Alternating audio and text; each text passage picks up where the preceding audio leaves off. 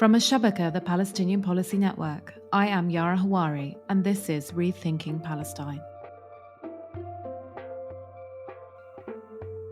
The Foundations of Zionism was originally published in Arabic over 2 volumes in 1977 and 1986, written by renowned Palestinian scholar and former director of the Palestine Research Center in Beirut, Sabri Jiryis.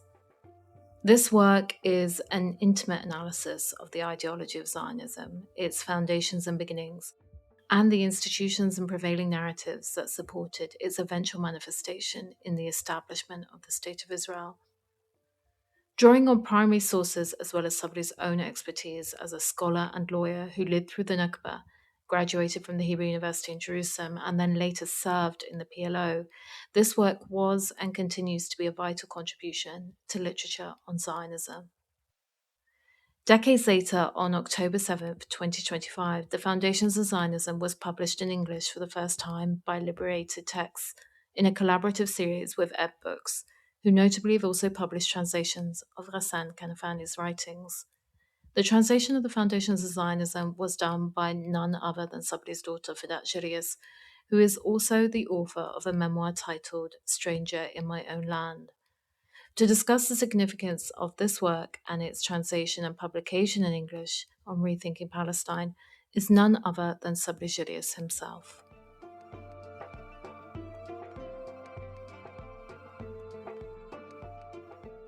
Before we talk about the book, Sabri, I would like to ask you about the Palestine Research Center and its significance to the political struggle.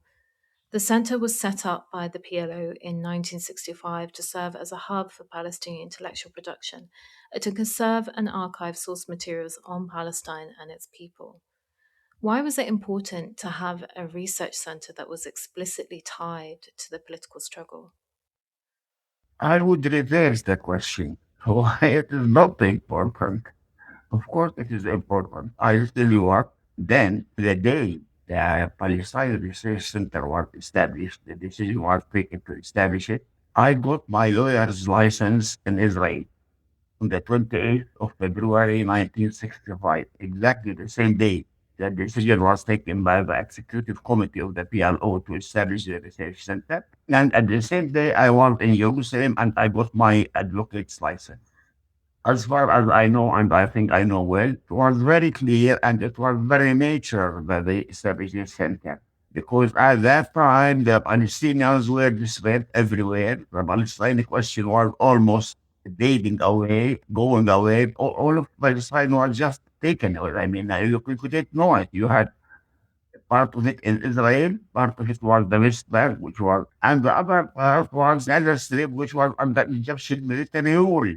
And the war of Palestine has vanished from the UN in the early 1950s, before the mid of the 1950s, when Trygve, the then Secretary General of the UN, had changed the item on the list of the United Nations General Assembly from the Palestine question to the situation in the Middle East.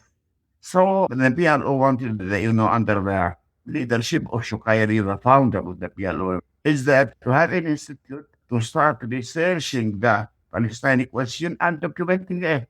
That's all. It was so simple. And that's exactly what the Palestine Research Center was doing and is doing until this day. I wanted to ask, how can research and scholarly work better serve the liberation movement? That has nothing to do exactly with the liberation movement. The people there fighting there and working and so on, they simply needed information. They have to know what's going on, what to do, how to do. So you have not only to care for history, but you have also to care for the present situation, collect the news, comment on it, analyze it, and give it to them. I mean, without it, in fact, it's very hard to work. And you could see it, and before knowledge was spreading, the Palestinians and I think the Arabs also were playing or were working in the dark. They didn't know whom they are fighting and what they are fighting for. So this was very important. But I would add, in the meantime, due to the effort of the Institute for Palestinian Studies and then the Research Center, and a big way that took all of the 70s almost, like spread knowledge about Israel and trying to educate people, even trying to teach them Hebrew so that they can follow up. Or this say, branch of knowledge has expanded very much.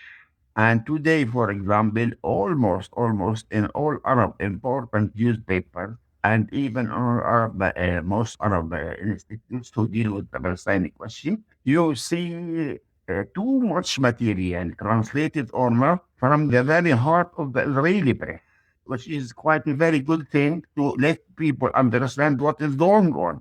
And I mean, even dealing now, asking just simple Palestinian people, you would sometimes think that they are almost half experts on Israeli affairs, which is really very good. I like it very much.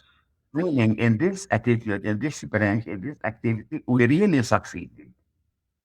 In 1983, the Israeli regime bombed the Palestine Research Center in Beirut. This was but one moment in a long history of the Israeli regime destroying or disrupting Palestinian knowledge production preservation.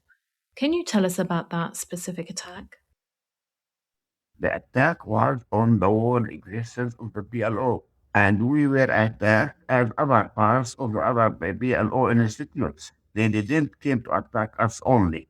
I mean, not only the research center. They attacked the PLO in all of its institutes, all of its organization, and they simply wanted the PLO out of Lebanon, thinking that by driving the PLO out of Lebanon, they will just terminate the Palestine question. They didn't do very much damage to us, but they simply robbed all of our material. They took our library away, they took even the furniture that was there, they took it. Later, they had to return it, and after something like 40 years, this material is now in the renewed PLO Research Center in Ramallah. We got it back. I mean, the other people, my colleagues there, are already arranging it and trying to return everything to its normal there as it was before. I mean, we were only a small part of the damage that they wanted to do to the Palestinians. Right, and this is also part of a long array of attacks on Palestinian intellectual production. Today, every university in Gaza has been bombed. Palestinian universities in the West Bank are continuously raided, and Palestinian knowledge production institutions abroad face lawfare and coordinated attacks to shut them down. And that's why, in the face of this systematic attempt to destroy Palestinian knowledge production preservation, it is so important that Palestinian intellectual scholarship remains steadfast. They want to extinguish the Palestinian people, to kill them, to say that there were no Palestinians, they had no civilization, they had no heritage, they had nothing. And it is up to this day. It is more deeper than you think. Because, for example, take now what is called the public opinion in Israel. Do you know what? Now, perhaps you find 8 or 9 people who would support the establishment of a Palestinian state. Everybody of the Israelis know that the Palestinians are persecuted, they are killed, and they just say nothing. They don't care.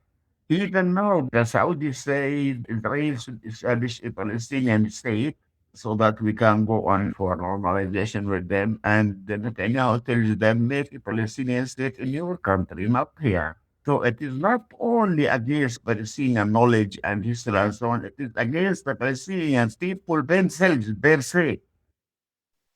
Sabri, turning to the book, why was it important to you to have your work on Zionism published in English at this moment, now so many years after it first came out in Arabic? I think I should have done that years ago. It's very important because there is a big fallacy going around with all Zionists and about Zionism. They portray Zionism as it is part of Judaism and as it is existing since the Jews came into existence, which is really a very big lie. It is not this way. My first aim was to let the Arabs, I mean, and the Palestinians especially, know more and more in depth about the Zionist movement and its activities. And number two, refute all of those assumptions that the Zionists and their allies were spreading around. So having this book in English is very important, to refute their argument. And why is it important for us, and in particular for us as Palestinians, to understand Zionism? Why is it important for Palestinians to write and publish about Israel and Zionism? It's getting worse. It's really getting worse and worse. They continue killing Palestinians. They attacked Lebanon, Syria, Iraq, Qatar, Iran, and Yemen. And they committed a genocide in Qatar. They are really criminals. And they do the same thing, but on a smaller scale, as the Nazis did to the Jews in Europe. What does that mean? Or how can you describe the destruction which they have done in Gaza? Bombing universities, mosques, schools, hospitals, everything. It is really a genocide. Really, not kidding. Just that is genocide. And they are doing now the same thing to Lebanon. They give the people orders from a big area to leave it. Otherwise, they will kill them. So it is really a criminal state, a criminal regime. And they know nothing except crime as long as they feel that they are losing. For example, today, something like a funeral in Israel. They are very sad and very angry. I was following them from the early morning to see what their comments on this agreement between Iran and the US. And I can tell you, you never know how much they hate it, how much they don't want it, and how much they feel miserable. They don't want this agreement. Neither do they want peace. They want the war to go on, and they want to destroy Iran, and they want to conquer Iran, and then to teach Gulf some lessons, etc., etc. So, in this translation, there is a new concluding chapter that has been added on Gaza and understanding Zionism post October 7th. Has something changed for you in your understanding of Zionism today as opposed to when you first wrote about it nearly 50 years ago? What I think, they are a new crusade. Some 900 years ago, Europe has decided to rescue the tomb of Jerusalem. And they came with the crusade, waves of attacks. Stayed here for about 200 years. And they were, making treaties and pacts with some neighbors here and some neighbors there against the other neighbors, just exactly as they are doing now. And I think if they don't change their attitude, the area, the region here would just absorb them, eat them. And their end would be similar to that of the Crusade. And as a concluding question, where does the Zionist project go from here? We are part of the Middle East, of the area of the Arab East. I call it the Arab East, not the Middle East. We are part of it, and we are affected by the policies of the neighboring states. As things are going now, it is more that it's dispute between Iran and the US and Iran and Israel. I hope that this would be settled one way or another, because as far as I see the primary reactions of the Americans, it seems they are heading for business. They knew that they cannot get more, and then they find a solution what's going on. And I hope that would go on there. And then there will be only one single problem in the area, big, which is the Palestinian question. And I really think they will start working, let's say, seriously on a solution. The solution is to have a two-state solution, which I was one of main propagators. But in the meantime, I really slowly changed my thought and my ideas and my thinking. And I think we should strive toward one single state in Palestine with equal rights for Jews and Arabs. And that Zionism should gradually vanish. If not, you will go, the area, and Palestinians cannot do anything except fighting them. There's no other way. So in the meantime, I think there's nothing to do, nothing tangible, nothing real concrete to do, because the all of Arab East is busy with other things, other things. We hope they will finish soon, and then we return back to business.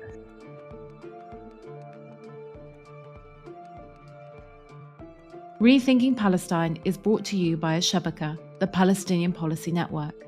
Al-Shabaka is the only global independent Palestinian think tank whose mission is to produce critical policy analysis and collectively imagine a new policy-making paradigm for Palestine and Palestinians worldwide. For more information or to donate to support our work, visit al-shabaka.org. And importantly, don't forget to subscribe to Rethinking Palestine wherever you listen to podcasts.